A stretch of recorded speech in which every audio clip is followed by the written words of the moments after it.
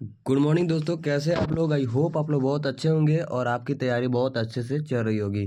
दोस्तों आज हम कक्षा 12वीं की प्रथम चैप्टर जो है विद्युत क्षेत्र और उसकी तीव्रता में एक टॉपिक है अक्षीय स्थिति में डाइपोल ज्ञात करने के लिए, और जो कि आप विस्तार रूप से जानते हैं। दोस्तों डाइपोल ज्ञात करने के लिए सबसे पहले मैंने यहाँ पर एक फिगर जो दे चुके हैं उसमें आपको समझना है और मैं आपको बहुत अच्छे से समझाने वाला हूँ। और ये जो क्वेश्चन है इसको 5 नंबर में कई बार यानी बिहार बोर्ड की परीक्षा में बहुत बार तब हमेशा इसे इसका और इसका एक और पार्ट है निरक्षीय स्थिति पर, उसको बार बार पूछा जाता है। तो दोस्तों सबसे पहले हम यहाँ पर लिखे हुए हैं ए बी एक द्विध्रुव है जो -q और +q आवेशों से मिलकर बना है। दोस्तों यहाँ पर जो है यहाँ पर एक माइनस रहेगा और यहाँ पर एक प्लस रहेगा जो फिगर में आपको ऊपर दे चुके हैं। मतलब किसी आवेश के एक बिंदु से अल्पतम दूरी 2l पर उपस्थित बिंदु है, इसी को हम डाइपोल बोलते हैं, जो कि पहले भी आपको समझा चुके हैं। तो इसको हम सिद्ध कर रहे हैं। इनके बीच की दूरी 2l है। द्विध्रुव के मध्य बिंदु O से R दूरी पर एक अक्षीय स्थिति पर P बिंदु है। दोस्तों यहाँ पर ये डाइपोल है, यहाँ से इसके मध्य बिंदु O है और O से R दूरी पर, इसके मतलब यह है कि O से लेके R के बीच में दूरी पर एक बिंदु P है जिस पर प्लस एक चार्ज होता है, जो कि फिगर में आपको दे चुके हैं। तो दोस्तों यहाँ पर जो है +q आवेश के कारण बिंदु P पर क्षेत्र तीव्रता जो है वहाँ पर AP का जो मान दिया हुआ है R-L है, और जो AP होगा मतलब कि A बिंदु से P की तरफ लगने वाला बल जो आपको बताए थे ना वो, और यहाँ पर क्या होगा R-L होगा, क्योंकि जो ये जो है AP वो बिंदु P की ओर नहीं है, इसीलिए R-L होगा, क्योंकि जो उसके साथ नहीं होता है उसको माइनस करते हैं, जो साथ होता है उसको प्लस करते हैं। आगे जो टॉपिक है उसमें हम प्लस दिए हुए हैं, जिससे हमें क्या प्राप्त होता है EA बराबर Q/R-L², जिसको हम समीकरण 1 मान लेंगे। ये जो इसकी दिशा है AP की ओर है, इसीलिए जो है ना इसको हम प्लस में करेंगे। वो इस जो है ना AP के विपरीत था, इसीलिए उसको माइनस में किए थे। तो ये माइनस की आवेश के कारण बिंदु P पर क्षेत्र तीव्रता ज्ञात करने के लिए सबसे पहले ये उसके ओर है, तो इसलिए इसको R+L लिखे हुए हैं। और ये जो था इसका जो पूरा टोटल फार्मूला निकल के आएगा वो इस पे सूटेबल हो जाएगा। ये जो है इस पे पूरे तरह से सूटेबल हो जाएगा। इसको मैंने स्क्रीनशॉट ले लिया है, और ये जो फार्मूला होगा इसको हम लोग सेकेंड, यानी इसमें कुछ नहीं बदला है, पिछले बार से माइनस था यहाँ पर प्लस है, इसको क्या बोला है समीकरण 2 मान लिए हैं। चलिए आगे चलते हैं।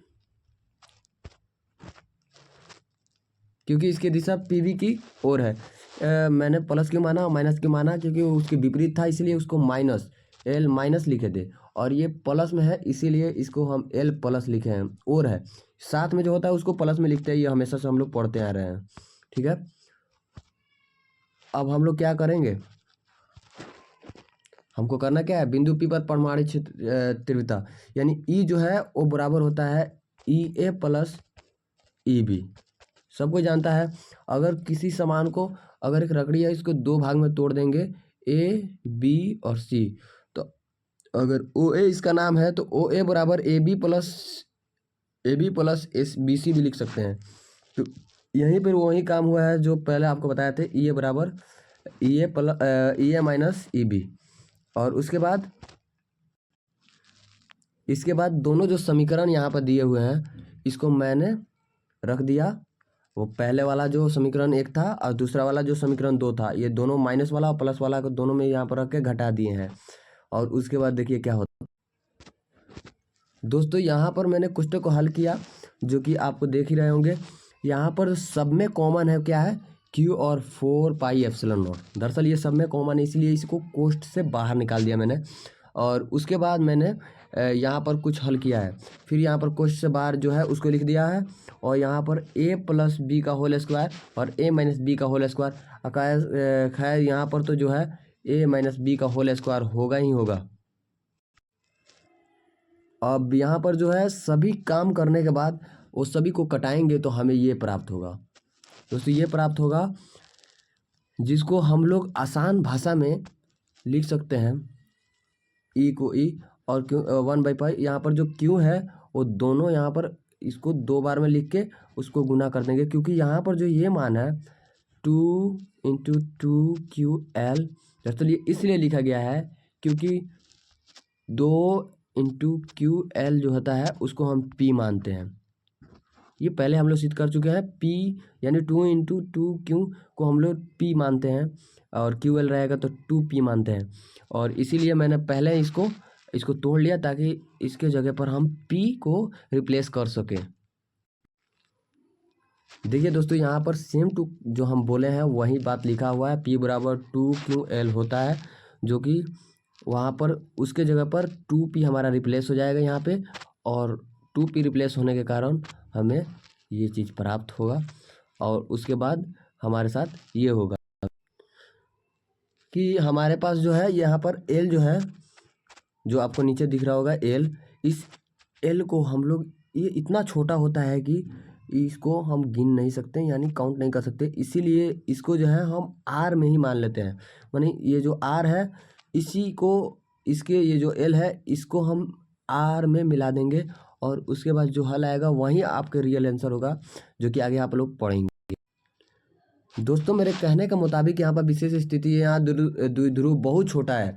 यह जो L है ना, वो बहुत छोटा है, किससे? R से। इसीलिए L² का मान R² की तुलना में नगण्य होगा, मानकर इसको हम छोड़ देते हैं। और इसकी वजह से हम यहाँ पर जो L था, यहाँ पर जो L था, इसको हम R मान लिए, जो कि L² + R² यहाँ पर ऐसे दिया हुआ था। जब यहाँ पर ये भी R हो जाएगा तो R⁴ हो जाएगा, जो कि यहाँ पर आसान भाषा में दिया हुआ है।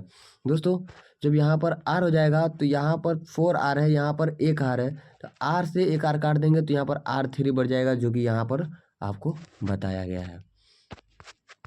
और